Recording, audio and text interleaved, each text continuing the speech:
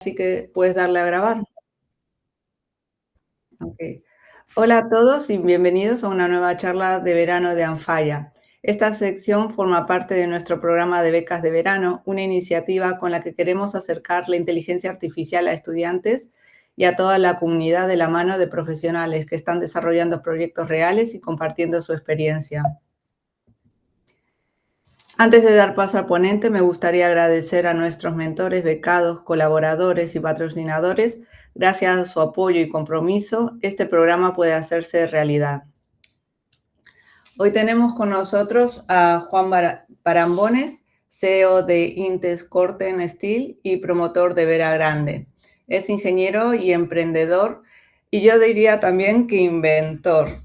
Le tenemos especial cariño a Juan porque lo conocimos cuando, creo que una de las primeras cosas que nos enseñó fue el remote que habías creado para las Google Glass, que eran toda una novedad. Y creo que fue el único, nunca había escuchado hablar del remote para las Google Glass y Juan, un chico de Cáceres, que ahí lo tiene ahí, muy bien, pues ya nos hablará, supongo.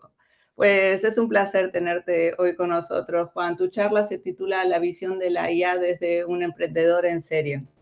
Y con muchas ganas de escucharte. Te damos paso. Bueno, muchas gracias lo primero por darme la oportunidad de poder presentarme, ¿no? De poder dar esta charla. Yo no soy nadie importante, ¿no? Verme como un emprendedor normal y corriente y ya está, ¿vale? No he hecho grandes logros. Entonces, voy a la charla de hoy, trata un poco sobre las cosas que he ido emprendiendo, ¿no? A lo largo de estos años y espero que podáis sacar algo positivo de todo esto, ¿no? Lo primero sí siempre he sido bastante curioso, ¿no? La curiosidad, muchos de vosotros seguramente lo seáis también, pero el preguntarse cosas, intentar descubrir el porqué de las cosas, en mi caso, por ejemplo, yo siempre he intentado arreglar las cosas, lo sigo haciendo, siempre que se estropea algo, empiezo ahí a desarmarlo y a intentar arreglarlo. Quizás forme un poco parte de la curiosidad y eso siempre te va llevando de un sitio para otro, ¿no? A mí, en mi caso, cada vez que he intentado hacer una cosa, lo mismo no he conseguido hacerlo, pero eso me ha llevado a otro sitio y de ahí me lleva a otro sitio y esa curiosidad, ¿no? Es la que te va guiando un poco por la vida, ¿no? Yo soy ingeniero, estudié ingeniería, era profesor de instituto, estamos hablando del año 2006. Y bueno, también me gustaba, dentro de esas inquietudes que tenía, ¿no? De esas ganas siempre de hacer cosas, pues en este caso, pues quería hacer una escultura, ¿no? Ahí me dio un poco por la vena artística y digo, bueno, quiero hacer una escultura de acero corten. No sé por qué me dio por ese material, pero el caso es que la quería hacer así. Y claro, me pongo a conseguir el material y es que era imposible de conseguirlo, o sea, llamando a 1000 sitios, no había manera de conseguir el acero por ningún sitio, ¿no? Ya por fin encuentro una empresa en Cataluña que tenía el material y lo compro, hice un pedido, no era un pedido muy grande, era de 5 o 6 mil euros, un pedido a priori pequeño, ¿no? Pero pasaba una semana, pasaban 2 semanas, yo llamando y, oye, ¿qué pasa con este material que no me llega? Dices que no encontramos transporte para enviártelo a Extremadura, o sea, un poco en ese sentido, ¿no? Digo, aquí hay un problema. Entonces, aquí hay un problema que vamos a intentar solucionarlo, ¿no? ¿Qué es lo que hago? Me hago yo mi propia página web. Yo pensaba que soy ingeniero, estamos en 2006, las páginas web se hacían, madre mía, o sea, no es que ni me acuerdo de cómo se hacían, ¿no? Bueno, el caso es que me apañé para hacer una, no sé qué en PH, no sé qué tecnología usé yo para hacer una pequeña página web. En ese momento estaba empezando los Google AdWords, era una cosa que estaba empezando y me monté una página así muy básica, me puse un Google AdWords y al día siguiente eh, me llamaron 3 empresas que querían también conseguir acero corten, ¿no? Entonces, en ese momento me di cuenta que ahí podría ser que había un negocio, ¿no? Prácticamente fui la primera empresa aquí en España que se dedicó a utilizar este material. Y ya os digo, fue poner el anuncio y al día siguiente me llamaron 3 empresas y desde aquella época pues hasta hoy que todavía sigo, ya os iré contando ahora después, ya no tiene ese nivel, ¿no?, de negocio que tenía antes. Nosotros llegamos a facturar más de medio millón de euros en los buenos tiempos. Y bueno, esa escultura que veis ahí fue la primera escultura, el primer trabajo que hice en mis propias instalaciones, digámoslo así, ¿no? Eso, a raíz de hacer la empresa, pues nos hicimos una nave industrial y en un concurso de escultura, pues presenté este proyecto que salió ganador y lo tuve, y vamos, lo desarrollé, ¿no? Fue el primer trabajo que hicimos así más o menos grandes en la nave. Eran 4 esculturas como esta, se llama El abrazo de los pueblos y fue un poco, quizás fue el final, ¿no?, de mi época de escultor, porque luego a partir de ahí ya no volví a hacer ninguna escultura más y, y bueno, queda ahí un poco, ¿no?, como el fin de una etapa, ¿no?, de mi etapa artística. Empezó la etapa ya más industrial, ¿no?, más de fabricación y, y ese fue un poco el primer paso, ¿no? Eh, como ya cuando vas teniendo una edad, tienes tu mujer, pues tienes el primer niño. Hacía poquito que ya habían salido los iPhone. Como la empresa iba bien, me permití comprarme un iPad. Digo, y me quedé flipado con el iPad. Digo, uff, esto es una pasada, ¿no? Lógicamente, igual que los iPhone, fue toda una revolución. Y tenés un niño pequeño y dices, voy a hacerle una aplicación al niño, ¿no? Y digo, ¿cómo le hago una aplicación? Me puse a investigar a ver cómo podía programar. Y era bastante, lógicamente, bastante complicado, pero empecé a mandar correos electrónicos a programadores. Yo iba buscando por ahí a ver quién era programador y quién no. Mandé un montón de correos, no sé, mandé fácilmente 20 o 30 correos electrónicos. Y hubo un chaval que me contestó. Me dice, oye, yo si quieres te puedo dar una hora de clase a la semana, ¿no? Al tío yo le expliqué un poco lo que quería hacer, le dije que yo ni era programador ni nada. Y lógicamente casi nadie me hacía caso. Pero hubo este chico pues, que sí me ayudó, ¿no? Y me empezó, digamos, a dar clases, entre comillas, de programación. Yo ahí programaba en iOS, más que programar, digamos que buscaba trozos de código y los metía dentro de la aplicación, cogía los bugs que me salían, los intentaba resolver con Stack Overflow. Bueno, me iba apañando y conseguía hacer un par de aplicaciones. Lógicamente no teníamos las herramientas que teníamos ahora, ¿no? Que tenéis ahora los chavales, ni hay tanta información como hay ahora, ¿no? Si en aquellos tiempos hubiéramos tenido la herramienta que teníamos ahora, no sé qué podía haber pasado, ¿no? Pero seguramente me hubiera explotado la cabeza de tantas cosas que podría hacer, ¿no? Y ese fue, digamos, un primer contacto con la tecnología. En aquellos tiempos eh, había mucho movimiento, ¿no? Yo me acuerdo que estaba todo el tema de los GDG, de los Google Developer Group.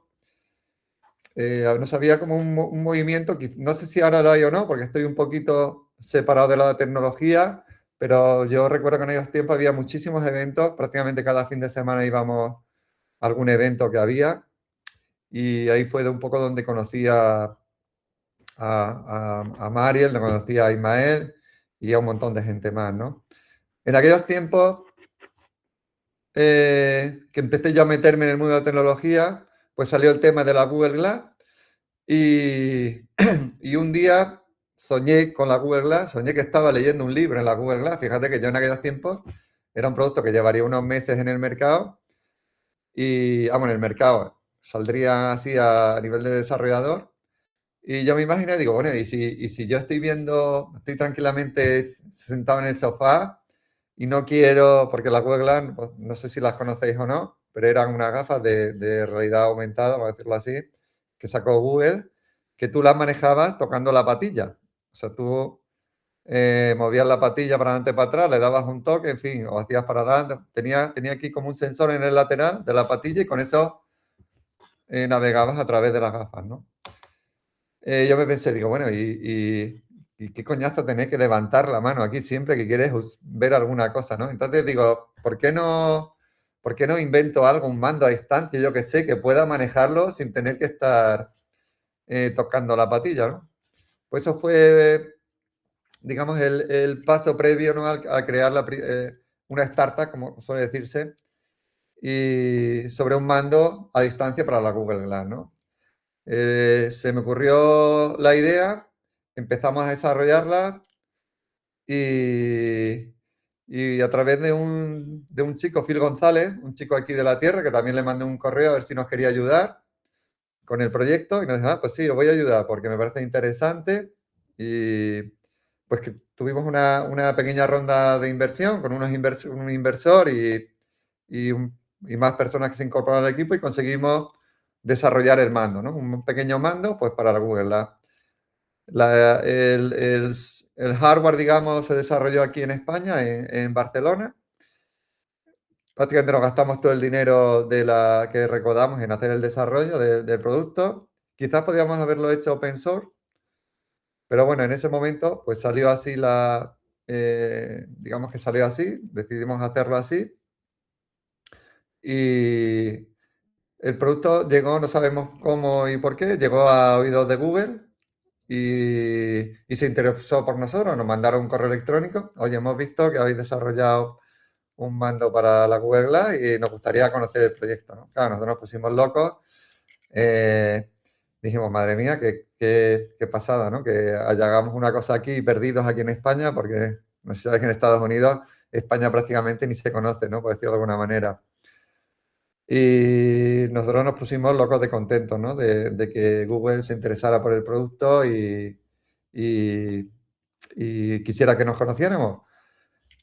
En ese momento también, porque el acceso, por ejemplo, a la Google Lab lo conseguimos a través de un chaval aquí de España, ¿no? Contactamos, Andreu se llamaba, y un amigo suyo se llamaba Carlos, pues fue el primer, digamos, contacto que tuvimos con la Google Lab y quedamos un día con ellos en Madrid, en fin, fue un poco el primer paso que hicimos para desarrollar el proyecto, ¿no? Fuimos allí a San Francisco, pensar que en esa época para poder desarrollar el mando ya conseguimos una Google Glass, ¿no? A través de una de las socias, que era una Cecilia Abadí, se llama, ahora está trabajando en Google X, que era una chica de San Francisco, y a través de ella conseguimos una Google Glass, que era bastante complicado de conseguir, y conseguimos desarrollar el proyecto, ¿no? Fuimos para allá, nosotros emocionados de la vida, hicimos la presentación en Google, el proyecto les gustó, pero hubo un problema, ¿no? Y es que realmente las Google Glass no salieron adelante, ¿no? La Google Glass eh, tuvo una época muy, digamos, de esplendor, ¿no? De que parecía que eso iba a ser una cosa masiva, supermasiva, es lo que todo el mundo pensaba, pero al final eso se quedó en nada, ¿no? Eh, el proyecto también nos permitió ganar incluso algún premio aquí en España. Fuimos premiados en ThinkShower, un evento sobre tecnología que se hacía en Madrid. Eso también nos permitió estar una semana, o sea, estuvimos creo que 15 días. Nos pagaron 15 días en San Francisco para ir, no sé, para movernos allí en todo digamos, el ambiente tecnológico que se vive allí, que era como un volcán, ¿no? Ya os digo, había eventos, bueno, en San Francisco había eventos prácticamente todos los días, ¿no? Eventos, hackatones, aquello era increíble, vamos, fue una época yo la recuerdo con la recuerdo en una época, pero vamos, espectacular, ¿no? De todas las cosas que se hacían, de la cantidad de desarrolladores haciendo startups, haciendo eventos, era algo muy chulo. Como fracasaron la Google Glass, lógicamente, pues también fracasamos nosotros, ¿no? El proyecto finalizó, vamos, no es que no finalizara, es que ni siquiera llegó a despegar, porque nosotros contábamos, o un poco el kit del proyecto, era que hubiera mucha Google Glass, que hubiera, pues, en aquellos momentos se hablaba de millones, ¿no? Entonces, con una pequeña incluso penetración de gente que hubiera necesitado un mando a distancia para la Google Glass, pues la startup hubiera salido para adelante. Pero como la Google Glass fue un proyecto digamos que fracasó también, pues todo lo que estaba relacionado con ella, entre ellos nosotros, pues fracasamos. Hay que ver siempre o tenéis que ver siempre que el hecho de intentar hacer algo y fracasar realmente no significa un fracaso, ¿no? Aquí en España sí que está muy penalizado, vamos a decirlo, ¿no? Fracasar, ¿no? Parece, se ve todo con ojos, joder, mira, este tío ha montado una empresa y le ha salido mal. Pero en Estados Unidos casi que es obligatorio fracasar, ¿no? O sea, si no lo intentas y no fracasas, como que no, digamos que no, no sé, necesitas dar ese paso, necesitas fracasar para luego intentarlo otra vez e intentar tener éxito, ¿no? Es una cosa que aquí en España no se ve mal, pero yo creo que es algo que merece la pena, ¿no? O sea, hay que intentar siempre las cosas aunque se fracase. Es un poco lo que yo os diría, ¿no? Siempre que queráis hacer algo, intentarlo. ¿Es posible que hay altas probabilidades de fracasar? Sí, pero no pasa nada. Siempre se aprende algo más, ¿no? Intentamos después de fracasar con la Google Glass, como teníamos ya un poco la empresa y los socios nos dijeron, vamos, venga, vamos a intentar hacer alguna otra cosa, ya que el equipo está bien, que nos gusta lo que hacemos, pues intentamos con los Beacon, que fue otra tecnología que salió en su día, que también ahora desapareció. Los Beacon eran unos pequeños dispositivos que emitían una señal, ¿no? Y tú ibas con tu móvil, si tenías activado el Bluetooth y pasabas cerquita de un beacon, pues te salía como una notificación, ¿no? Como si te mandaran un mensaje. Entonces eso se podía usar. Nosotros hicimos un proyecto en Olmeda de la Fuente, que combinamos la empresa de Acero Corten, que yo hacía trabajos en Acero Corten, como os he dicho. Hicimos una combinación de unos monolitos de acero, de la ruta de los pintores, con los beacons. Entonces, digamos, cada monolito dentro de la ruta, pues tenía un beacon que te emitía información sobre uno de los pintores que había ahí en el pueblo, ¿no? Y fue, digamos, el único proyecto que hicimos combinando la tecnología beacon con algo más analógico, como era la ruta turística, ¿no? Al final de todo el proceso, pues nos quedamos sin dinero. La empresa ya, los inversores ya dijeron, bueno, pues ya hemos intentado un par de veces, no vamos a seguir quemando dinero, ¿no? El proyecto ya se cerró, pero a mí me quedó pues la experiencia, ¿no? Digamos que lo positivo que se saca de todo eso es la experiencia y todo el proceso, ¿no? El proceso que uno sigue a la hora de crear estas empresas, de hacer los proyectos, de conocer gente. En esa época, pensad que en esa época de la Google Glass fue donde conocí a Mari y a Ismael y a muchísima gente más, porque estábamos siempre en los eventos y allí pues conocías un montón de gente, ¿no? Y era Google quien movía mayoritariamente todo ese tipo de eventos, los GDG, los Google Developer Group, y había una familia, había un ambiente muy bueno. Se siguen haciendo eventos de GDG, pero no tiene nada que ver con lo que había en aquella época, ¿no? Que era algo, vamos, había eventos prácticamente todos los fines de semana. Esa empresa se cerró, yo por mi parte seguí con el tema de la tecnología, no se me ocurrió otra locura que montar una startup de videojuegos, ¿no? Bueno, como estoy ya suficientemente loco, yo, yo que no he programado en mi vida ni que he hecho nada de mi vida, me voy a montar una estudio de videojuegos. Y nada, pues hicimos un videojuego, en este caso red virtual, porque también estábamos metidos en todo el rollo de la realidad virtual. Pues eso, empezamos a hacer cosillas, hicimos este juego, lo presentamos a los premios PlayStation Talent y nos escogieron también, ¿no? Fuimos cada año solían coger a 20 proyectos y nosotros fuimos uno de ellos, ¿no? El proyecto ganador, el que ganase los PlayStation, pues digamos que desarrollamos ese juego, ¿no? Nosotros, ¿qué fue lo que hicimos? Pues un juego para aprender a programar, ¿no? Era una especie de Scratch, pero para aprender a programar. Ahí en ese caso, aunque fuimos seleccionados, que también nos invitaron a ir hacen un evento en Barcelona, y nos invitaron a ir para allá con nuestro stand, en fin, allí la gente estuvo probando el juego, que lo desarrollamos eh, para las Oculus Rift y bueno, el proyecto lógicamente no ganó, Pensar que nuestro estudio era un estudio muy pequeñito y estás compitiendo contra ya gente bastante profesional, ¿no? Pero también fue una experiencia muy buena, pues conoces a un montón de gente y a mí en este caso lo que me permitió fue que posteriormente un profesor que conocí aquí en la Universidad de Extremadura me comentó que que no conseguían encontrar un profesor para enseñar programación de videojuegos y dije, bueno, pues yo me apunto, ¿no? Aunque era profesor de otro ramo, ¿no? Pero con lo que aprendí haciendo los videojuegos, pues estuve durante unos años enseñando un poco iniciación a Unity, a programación de videojuegos.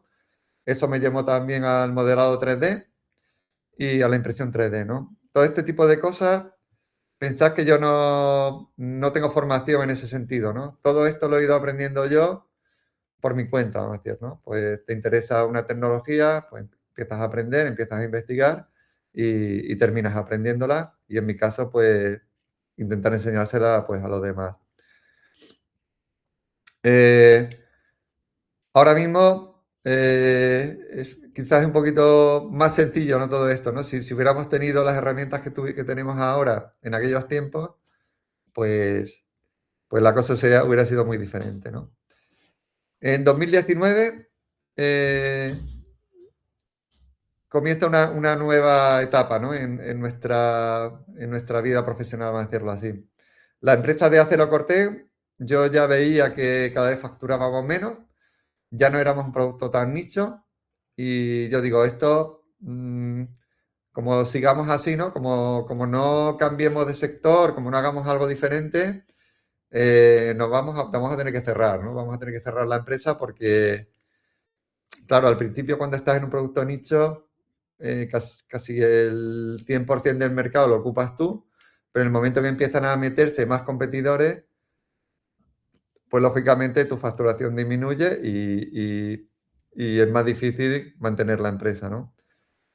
También de una manera un poquito fortuita, porque casi todo lo que me va pasando en la vida aparece de una manera un poco casual. Pues mi cuñado, el hermano de mi mujer, que vive en la zona de La Vera, y vamos de vez en cuando para allá, y me dijo una vez mi mujer, mira, he visto una finca, ¿por qué no la compramos? Y fuimos a verla, la finca nos encantó y la compramos. Claro, sin saber que en ese territorio es un territorio más o menos protegido y no se puede construir. Dijimos, bueno, pues ya está. Si no, la compramos sin saber que no se podía construir. Así que digo, bueno, pues ridículo total.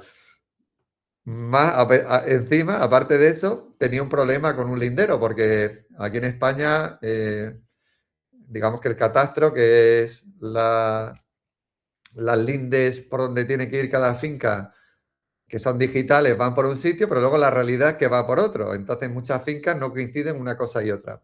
En nuestro caso concreto se comía la mitad de la finca, o sea, nos quedábamos encima de haber comprado una finca, no se puede construir, según catastro era la mitad realmente de lo que habíamos comprado. Digo, bueno, esta es la mejor manera de acabar con este problema, pues comprando la finca del vecino. Y localicé al vecino, contacté con él, le digo, oye, ¿por qué no me vendes la finca? Que no le dije que había el problema ese del catastro, ¿no? Digo, ¿por qué no me vendes la finca? Y me dijo, mira, si quieres, te vendo la mía, te vendo la de un primo mío y otra que tengo más para allá. Total, que compramos 4 fincas sin quererlo ni verlo y nos hicimos con una extensión así más o menos grande. Y también de casualidad, pues, no sé, vi un proyecto que había una cabaña así con forma de A, que era totalmente acristalada, y de un chaval que ganó un premio, una cabañita muy pequeñita, ¿no? Y no sé por qué se nos ocurrió decir, bueno, vamos a montar un proyecto que nosotros podamos, por una parte, hacer una construcción que podamos usar nuestras instalaciones que ya tenemos de Acero Cortés, ¿no? Nuestra nave y nuestras instalaciones, y pues salió, digamos, esa forma, ¿no? Presentamos el proyecto a la Junta de Extremadura y nos lo aceptaron. Y es un poco en lo que estamos hoy, que es Vera Grande, que llevamos ya un proyecto que consta de 6 cabañas, más o menos como esa que veis ahí. No es exactamente como es, pero bueno, la IA lo ha hecho bastante bien y es prácticamente igual, ¿no? Y si ponéis Vera Grande en internet, enseguida veréis que aparecemos nosotros y el proyecto son 6 cabañas, de las cuales ya tenemos 4 en funcionamiento, nos faltan otras 2 que se terminarán el año que viene. Y bueno, pues ahí prácticamente yo he aprendido a hacer de todo, ¿no? Todas las instalaciones, digamos, toda la construcción de la cabaña pasa por mis manos. Y como ahora hay un problema bastante grave con la mano de obra, como todos sabéis, que es muy difícil, o sea, que no hay chavales, digamos, ni hay gente que quiera trabajar y quiera aprender estos oficios más tradicionales. Yo que me gusta ser bastante independiente y no me gusta estar esperando, pues al final decides un poco aprenderlo todo, ¿no? Y he aprendido desde, yo qué sé, desde electricidad, fontanería, calefacción, hasta poner el aire acondicionado. O sea, lo del aire acondicionado es gracioso porque me pongo a montar el primer aire y lo monté al revés. Lo monté al revés. Yo digo, bueno, esto tal, me parece que queda mejor así, ¿no? Entonces lo monto al revés, lo pongo a funcionar el aire y me da un error. Y me da un error. Y era digamos que detectó el equipo que lo había montado al revés.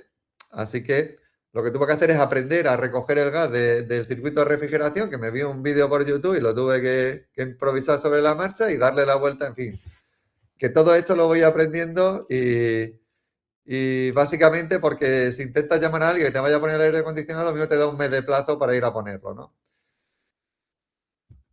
Al final, ¿qué toca hacerte? Pues aprender un poco y buscarte la vida, ¿no? Cuando eres desarrollador, ahora mismo tenéis herramientas, pues que ya, con esto que ha salido la inteligencia artificial, lógicamente, pues ya hay que tirar muy poquito de ese tipo de cosas.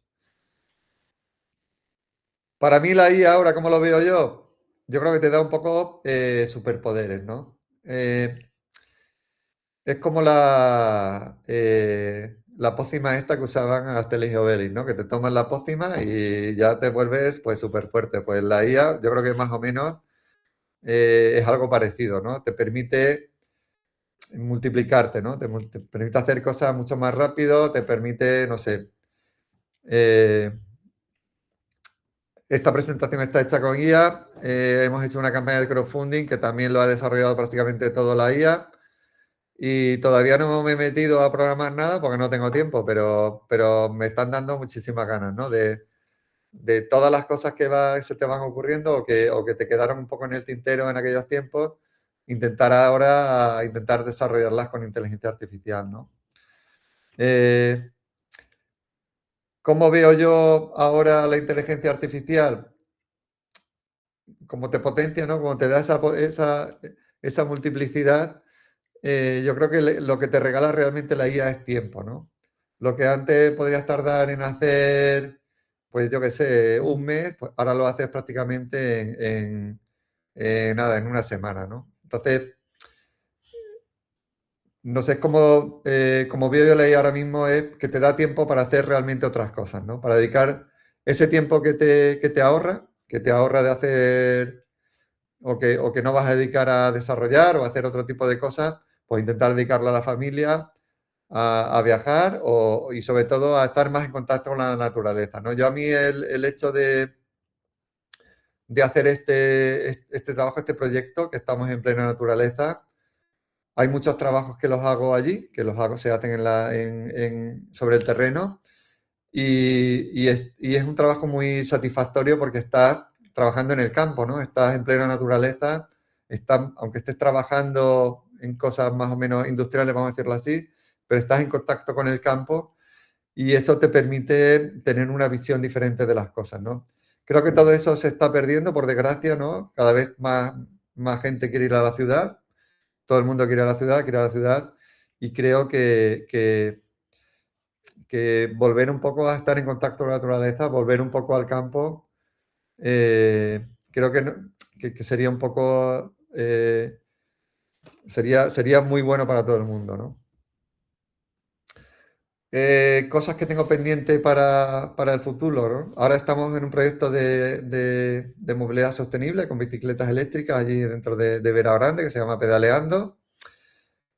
Me gustaría, estoy dándole vueltas para hacer un podcast, a ver si consigo sacar un poquito de tiempo y me pongo a hacer un podcast. Y un proyecto que me gustaría hacer es un arco milenario, así a tamaño real, pero como alojamiento turístico, ¿no? es un proyecto que tengo ahí, que lo tengo ahí rondando la cabeza. Es bastante, bastante complicado, pero siempre me han gustado las cosas un poco complicadas, ¿no? No hay ninguno hecho en todo el mundo, sería un poco el primer halcón milenario en el que podrías quedarte a dormir. Y me gustaría hacerlo. ¿Por qué no? ¿No? Es un proyecto complejo, tengo lo necesario para hacerlo, pero creo que ahora cuando acabe las cabañas me voy a tomar un poquito de tiempo, voy a dar un paso hacia atrás, eh, voy a, vamos, digamos, voy a tomar un tiempo sabático. Voy a ver cómo va evolucionando toda la inteligencia artificial, porque esto ya sabéis que cada día, vamos, cada semana cambia muchísimo. Hay como cada vez salen cosas nuevas, cada vez salen cosas mejores. Uno ya se queda casi asustado. Entonces, cuando acaben las cabañas, vamos a parar un poquito. A veces hay que dar un paso hacia atrás, ver las cosas en perspectiva y luego ya tomar las decisiones, ¿no? Y a partir de ahí veremos a ver qué hacemos, ¿no? Vamos a ver si sigo con ese proyecto. Ese proyecto del halcón milenario tiene muchas, digamos, lo veo un proyecto muy interesante, ya no solo por el propio hecho de hacerlo, sino porque eh, se puede generar un ecosistema alrededor bastante interesante y que a mí me gustaría desarrollar, ¿no? Más allá se puede incluso hacer un podcast, meterlo todo a través de redes sociales, o sea, ponerlo todo en YouTube. O sea, un proyecto muy interesante, que me parece bastante interesante, ¿no? Y cada vez lo veo más sencillo de desarrollar, entre comillas, precisamente gracias a la inteligencia artificial, ¿no? Que te puede ayudar incluso a hacer planos, en fin, a hacer un montón de cosas. Hay muy poquita información, pero con ese potenciador que es la IA, seguramente te facilite mucho las cosas, ¿no? Y bueno, esto es la presentación. Si tiene alguien alguna duda, alguna cosa, pues que me vaya diciendo, ¿no? Que pregunte lo que sea.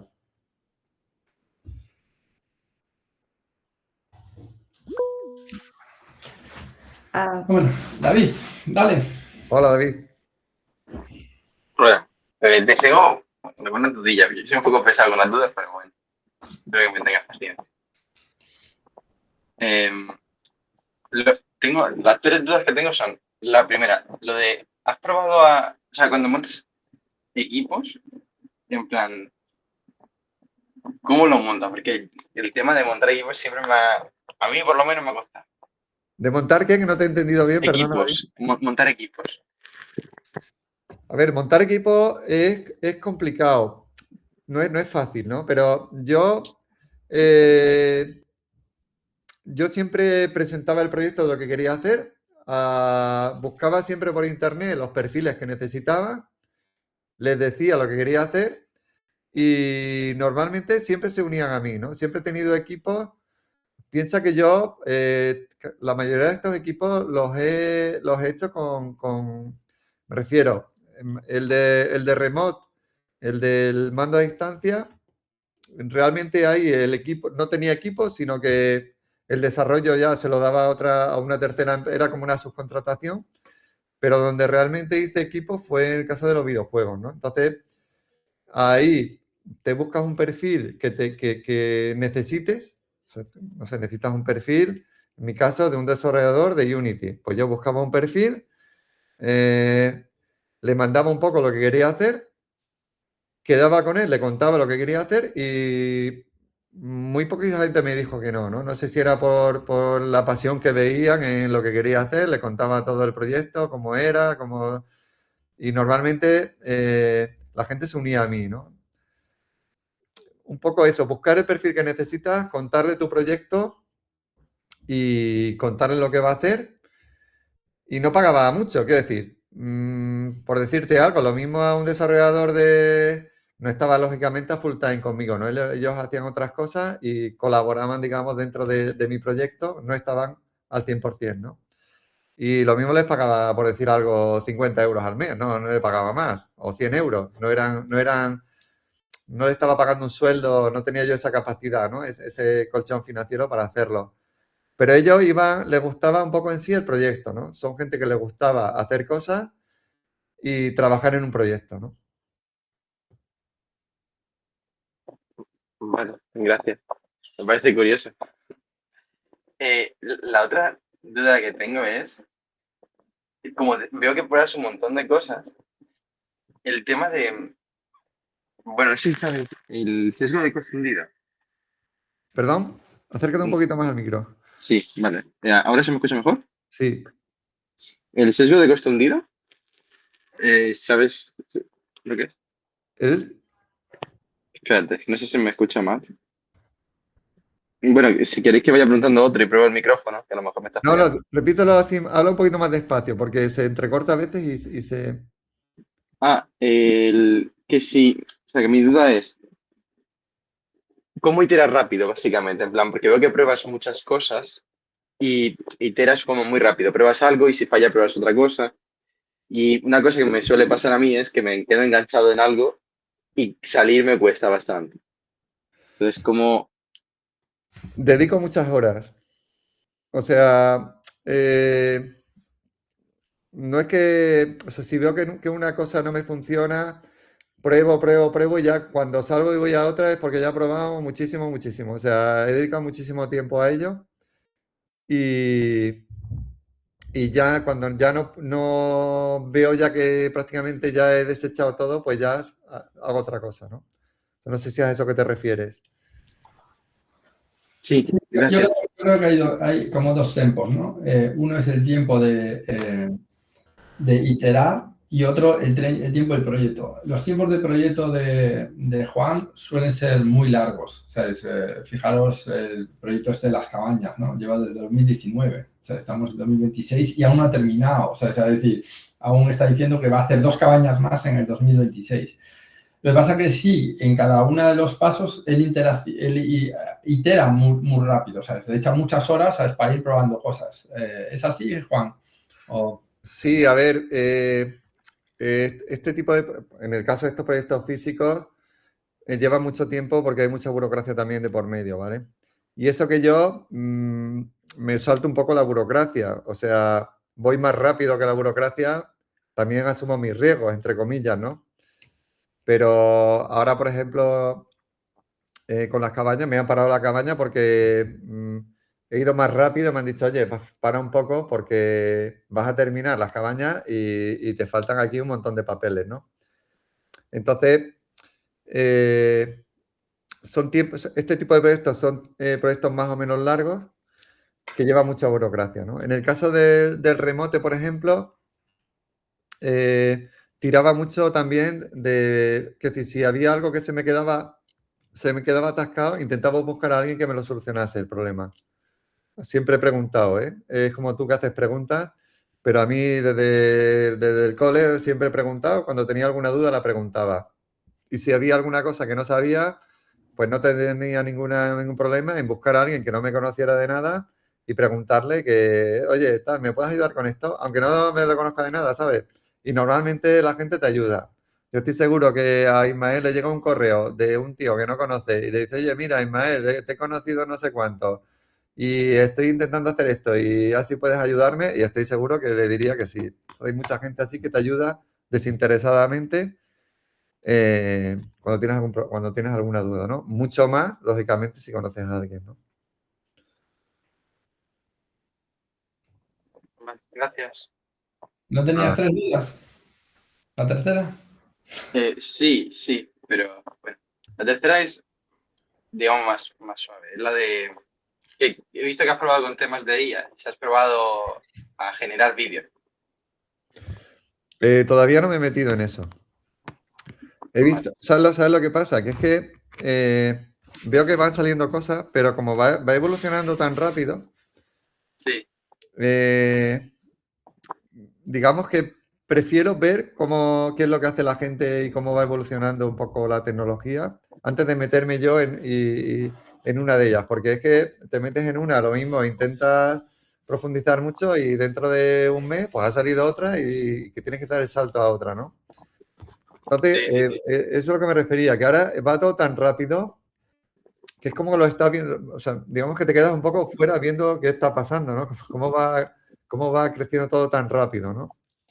Me imagino que ya habrá un momento que ya la tecnología estará un poquito más madura y ya decir, mira, pues ha salido ahí esto, esto y esto, pues voy a meterme por aquí a generar, ¿no? El vídeo es una pasada, o sea, el tema del vídeo es, me parece una pasada lo que se va a poder hacer. Es que yo estuve jugando con ellos y por eso te lo planteaba, porque estuve jugando con ellos por un tema de mi novia, que era trabaja en temas audiovisuales y por jugar un fin de semana probé. Y, ostras, me salió un vídeo que era horroroso. Y me gasté una pasta en un vídeo horroroso porque me encontré con dos cosas que yo no sabía. Y era la primera que los vídeos que puedes hacer con IA son muy cortos. Son de 8 segundos, 10 segundos como mucho. Y luego que o sea, si quieres un vídeo que sea coherente, el coste del segundo es muy alto. Y si no, los vídeos dejan de ser coherentes, los audios son fatales y tal. Entonces, pues había jugado con ello también. Era solo eso. Toca esperar un poco porque es como tú dices, ahora, aparte de que es caro, ya se están viendo que, de hecho creo que iba a sacar, no sé si ha sido el Elon Musk, que quería hacer una película, ¿no? O ya estaba ahí planeando hacer una película entera con IA. Y claro, a ese nivel las empresas que están desarrollando ya lo podrían hacer seguramente, lo puedan hacer, ¿no? De cara así a los usuarios va a ser más difícil. Pero yo creo que hay que esperar un poco todavía. Ismael quizás sepa un poco más, que está mucho más metido, le ha gustado siempre mucho el tema ese de audiovisual o 3D, vamos a decirlo así. Lo mismo él sí que sabe un poco cómo va a ir evolucionando eso, un poquito más. Sí, en principio, de hecho, uno de los proyectos en los que estoy involucrado, ayudando, ¿no?, un poco a preparar la startup, se llama Kaitoy y busca exactamente eso, busca cómo generar una serie de tools usando agentes, obviamente, para que puedas hacer esos vídeos más continuos, ¿no? Y de hecho, pues esta startup está hablando con gente, grandes empresas, y todos tienen el mismo problema, ¿no? Y la IA ahora mismo está eso, como una herramienta un poco preliminar, pero sí, es decir, la industria ve que ahí hay un ahorro de costes y un poco a lo que dijo también Juan, ¿no? El tema de muchas veces hasta que no tienes la necesidad no te pones a usarlo, ¿no? O sea, hasta que no encuentras el problema no, o sea, no tiras de esa solución. Y ahora mismo, ¿sabes? Pues en el mundo del audiovisual, todo el tema de la IA, por un lado, hay mucha gente que lo está viendo como algo malo, o sea, eso por la calidad o por los resultados que podemos tener hoy, pero también hay que ver cómo ha evolucionado en los últimos 3 años, ¿no? Yo siempre le digo a la gente que vea un vídeo que es de Will Smith comiendo espagueti y ves los vídeos que se generaron en los últimos 3 años y el primero, claro, era un desastre, aquello no había, ¿sabes? Era un desastre, no había por dónde cogerlo y ahora los últimos los ves y ya empiezas a dudar, ¿no? Y sí, simplemente hay que buscar esas herramientas y trabajar con herramientas que te permitan, pues, mejorar eso, pues, lo que se llama la consistencia durante mucho tiempo. Pero sí, se está trabajando en eso. Es un campo bastante interesante y que vamos a ver los frutos en este año y en los años que vienen.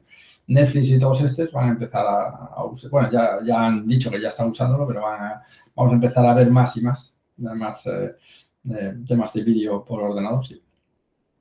Y aunque no sean tan perfectos, se está consumiendo. Sí, porque yo no sé si habéis notado vosotros, pero en Instagram, YouTube empiezan a salir telenovelas, sobre todo estilo asiáticos, se repiten escenas, tal, pero se está consumiendo. Cada vez como que hay unas de frutas que es espectacular que se consuma. Hay unas microseries, ¿no? De frutas y cosas así. Sí. Lo que me estás contando. Y no son perfectas, pero tienen un hilo, una narrativa y enganchan a la gente. O sea que es la mezcla del audiovisual y la narrativa. Sí, al final muchas veces hay que tomarlo de esta manera, ¿no? Mucho de lo que más pega, ¿no?, y de lo que más impacta no tiene por qué tener o haber sido producido con los mayores costes, ¿sabes? Es decir, no tiene por ser una gran producción. Tú puedes hacer algo muy pequeñito, de nicho, y que funciona muy bien, ¿no? Hubo un chico ahí que, de hecho, eso nos lo enseñó nuestro hijo, 19 años, un chaval que hacía con un 3D muy básico, como unas habitaciones amarillas que ibas andando por esas habitaciones y que tenía millones de visualizaciones el vídeo y los vídeos que creaba el chico este, ¿no? Y era con un 3D muy básico, pero era funcional, es decir, transmitía lo que te quería transmitir, ¿no?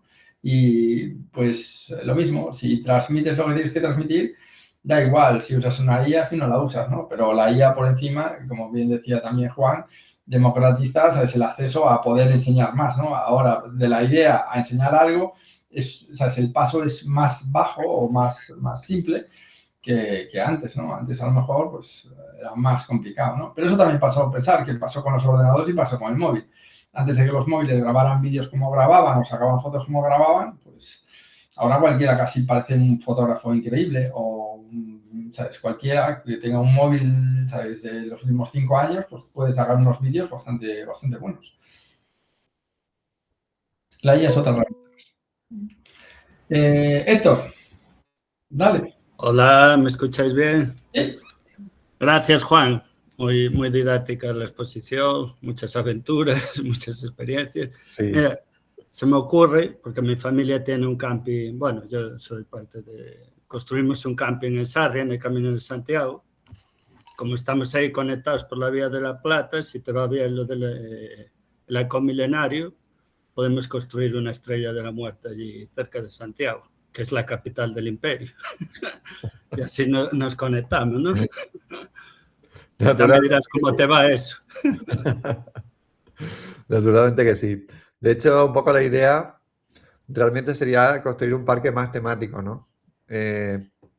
No solamente un halcón milenario, sino luego alguna otra nave, ¿no? El halcón milenario sería un poco la nave principal, vamos a decirlo así, pero luego crear otros tipos de alojamiento, otro tipo de, digamos, alrededor, ¿no? Pues yo qué sé. Pero la burocracia no sé qué dirá, porque en Galicia no te dejan hacer casi nada. Claro, ese es un poco sería el tema, ¿no? Aquí en principio sí puede ser que te dejen, depende de la zona. Como sea una zona así un poquito protegida, no te van a dejar, ¿no? Pero en Extremadura hay muchas zonas que no valen nada, vamos a decirlo así, ¿no? Que no tienen especial protección, que son zonas más o menos... Y si montas un proyecto y lo camuflas un poco, puede ser que sí te dejen hacerlo. Una pregunta, pero por ejemplo ahí no tendrías muchos problemas con la parte de derechos de imagen del halcón milenario con Disney. En teoría, sí, no puedes hacer, por ejemplo, un parque temático, está mirando algo, un parque temático no podrías hacer, pero a ver, al fin y al cabo, yo qué sé. Ok. Sí, es una habitación. Sí, es una... No sé, incluso había pensado ponerlo, porque también estoy mirando, de ponerlo como una nave espacial, ¿sabes? O sea, esa nave no está... Tú puedes hacerte constructor de naves espaciales, o sea, nadie te va a decir, oye, no puedes construir una nave espacial, no sé cómo decirte, ¿no? Un poco Sería lo deseable, además, que hubiera una guerra ahí, una lucha ahí con Walt Disney a tope, ¿no? Es decir... Sí, marketing indirecto. Sí. Interesante.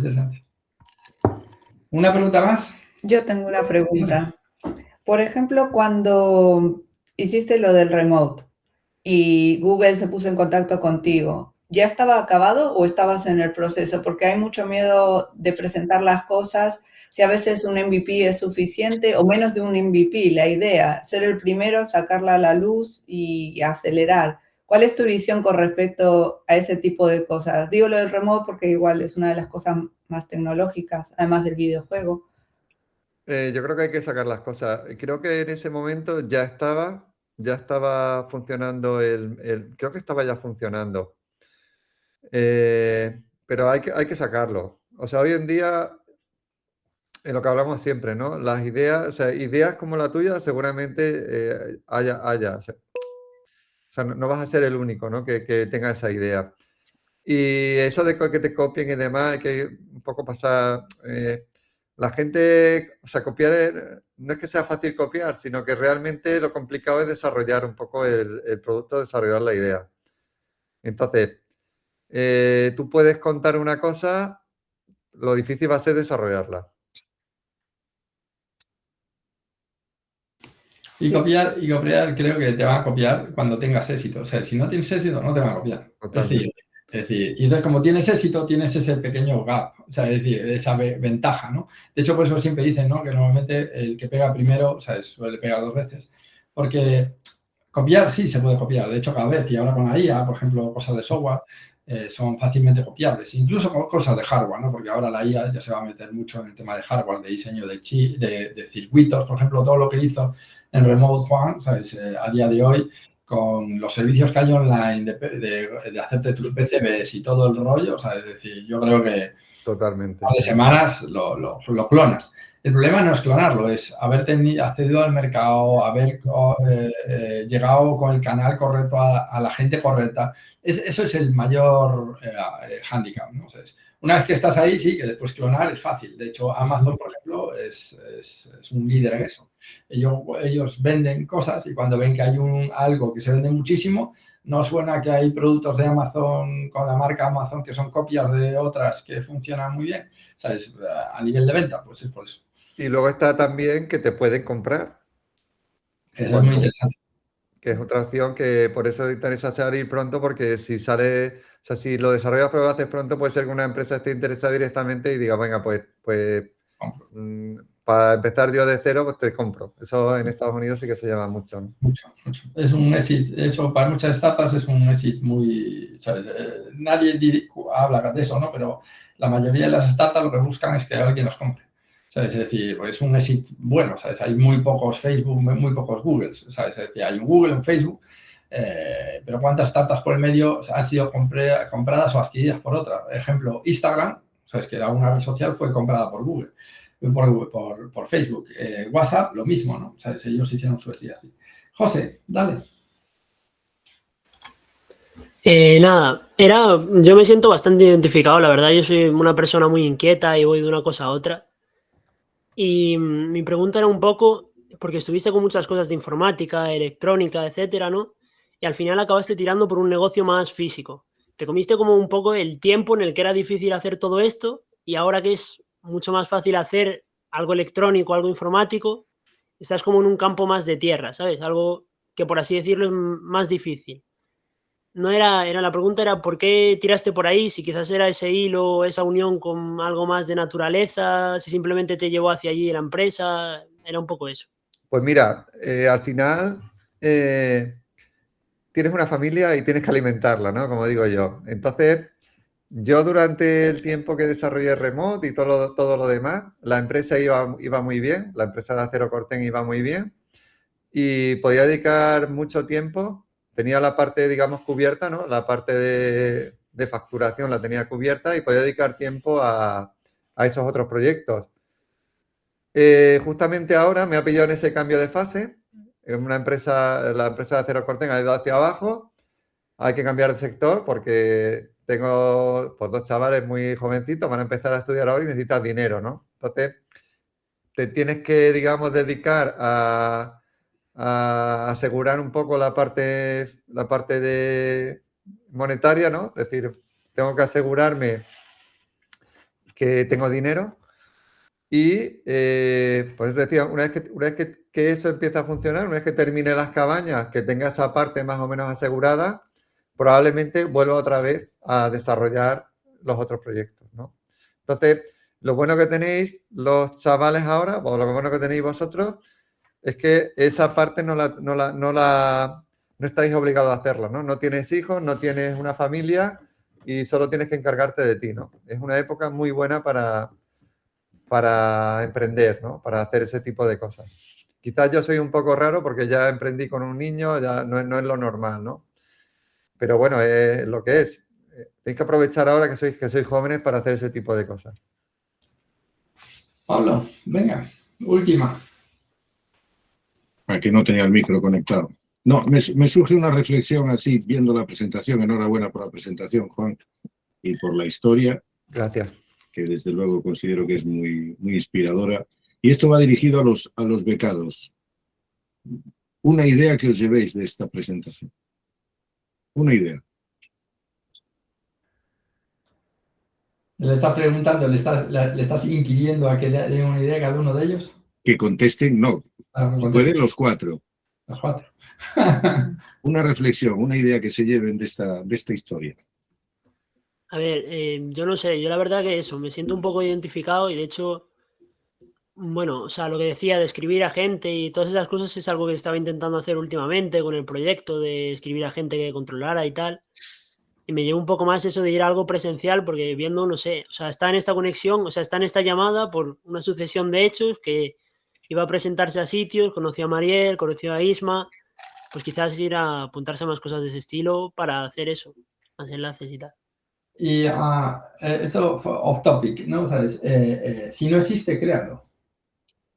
Si no existe una comunidad, la creas. De hecho, Mariel y yo estuvimos como organizadores y aquí no sé si, bueno, que empezaron con nosotros, estaba Reinaldo y después, por ejemplo, David Ibáñez o Alex ahora se mueven muchísimo en la comunidad y de hecho varios de vosotros conocéis Sanfalla gracias a David, a Sergio, a varios de los mentores que fueron a dar charlas por ahí. Es decir, si no existe la comunidad, que estoy seguro que existe, búscala, ¿sabes? Online o en persona, crearla. Sanfalla va un poco de esto, crear esta comunidad, estas 15, 20 personas que nos reunimos en estas charlas, que después estáis 4 con la beca, intentando ampliar, ¿sabes? Con red de mentores, pues es una comunidad.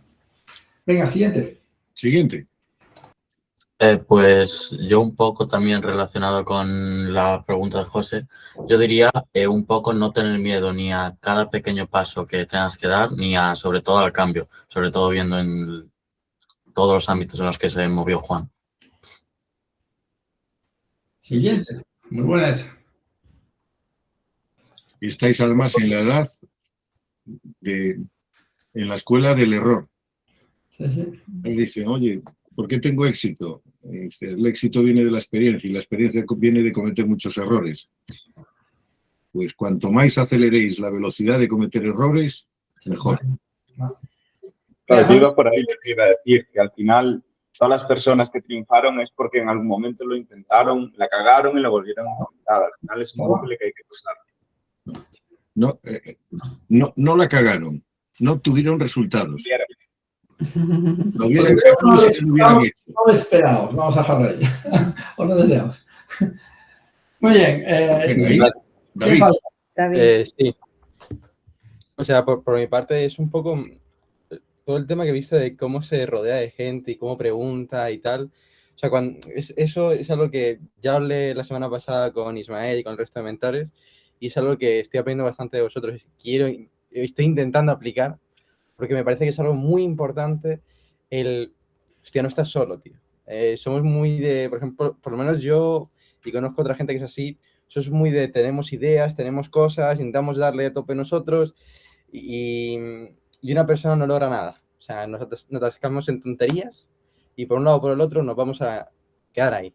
Pero sin embargo, si preguntamos y tal, pues podemos salir. La semana pasada me ayudaron a mí a salir y no sé. Esto lo digo en grandes empresas. Yo estuve en una gran empresa hasta hace poco. Y esto lo digo, pero muchas veces dentro de grandes empresas, a niveles ejecutivos o a niveles... Siempre digo lo mismo, le digo, ¿vosotros conocéis alguna gran empresa que solo sea una persona? No, ¿verdad? Es decir, que solo sea una persona, que lo haga todo, 100% todo, no, ¿verdad? Por entonces, para tener una gran empresa tienes que tener un montón de gente, ¿sabes? Al lado tuya, ¿sabes? Ayudando y empujando en la misma dirección, ¿sabes? Eso es un poco la parte de empresa. ¿Quién falta? Venga, falta uno. No, ya está. Ya está. Alejandro también hizo la reflexión. Vale, perdón.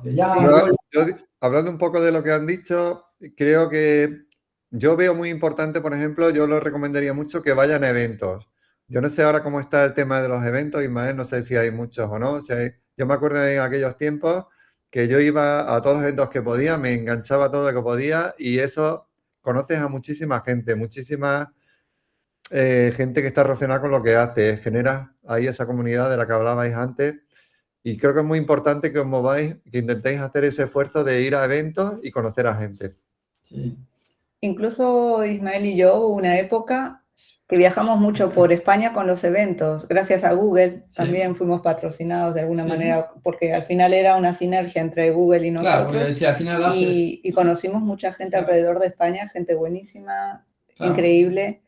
E incluso no tener miedo de ir solo a los eventos. Porque yo me acuerdo una época que también me metí en lo de emprendedores, jóvenes emprendedores de Galicia. No conocía a nadie porque era la parte más business y yo venía más de la parte técnica, no conocía a nadie e iba sola, iba a los eventos y al final terminabas hablando con alguien y además también hay otra gente que va sola.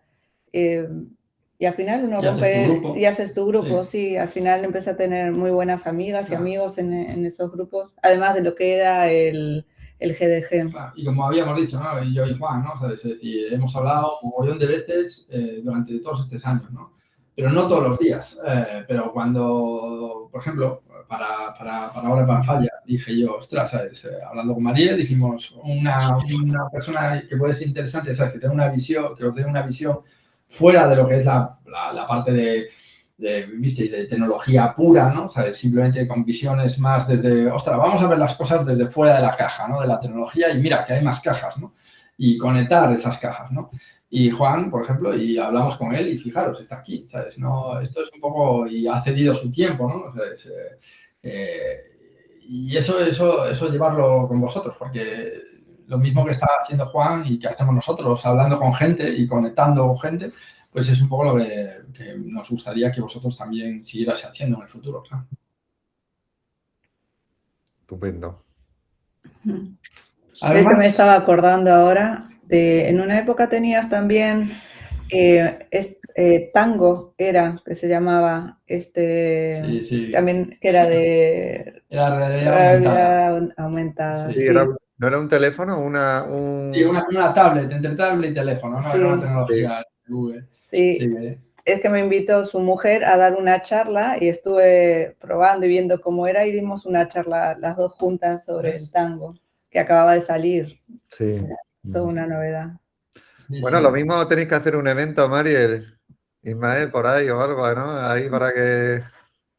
En septiembre vamos como cierre de las becas, tenemos que hacer algo, estamos intentando cerrar para hacerlo en La Coruña, ¿sabes? Si te invitamos y si tienes oportunidad de venir, vente. Ya sé que es más a desmano, ¿sabes? Te queda más cerca Madrid, pero si hacemos algo por Madrid también te avisamos, obviamente. Claro. Sí. Y si no, lo montas tú y bajamos hasta Cáceres, ¿eh? O sea, que también Extremadura, hay el mismo camino en las dos direcciones. Sí. No sé si alguien quiere decir algo más o la última pregunta. No, ya estamos todos cansaditos. Ya está, y además nos pasamos de la hora. De la hora. Muchas gracias, Juan, de verdad. ¿Sabes? Nos encanta, como siempre, oírte y oír que siempre estás empujando proyectos. Proyectos aparte de que a mí ni se me hubiera pasado por la cabeza. Y gente así que sueña por las noches y al día siguiente tiene el tesón de no mandar un mail o decir, lo pensé, pero ahí quedó, ¿sabes? Sino empezar a mandar mails y empezar a cerrar acuerdos, contactos, conseguir dinero, alguna financiación. Eso es súper, ¿sabes? Para mí loable, ¿no? ¿Sabes? De lo más difícil que se puede hacer y tú siempre estás ahí haciendo. Me encanta. Yo nada, muchas gracias por invitarme y yo sabéis que estoy aquí a vuestra disposición para lo que necesitéis y si alguno de vosotros quiere contactarme o quiere preguntarme alguna cosa fuera de esta charla, lo puedo hacer sin problema, ¿vale? Estoy siempre muy disponible. Perfecto. Pues muchas gracias a todos, muchas gracias a ti, Juan, en especial, y buena semana para todos. Muchas gracias.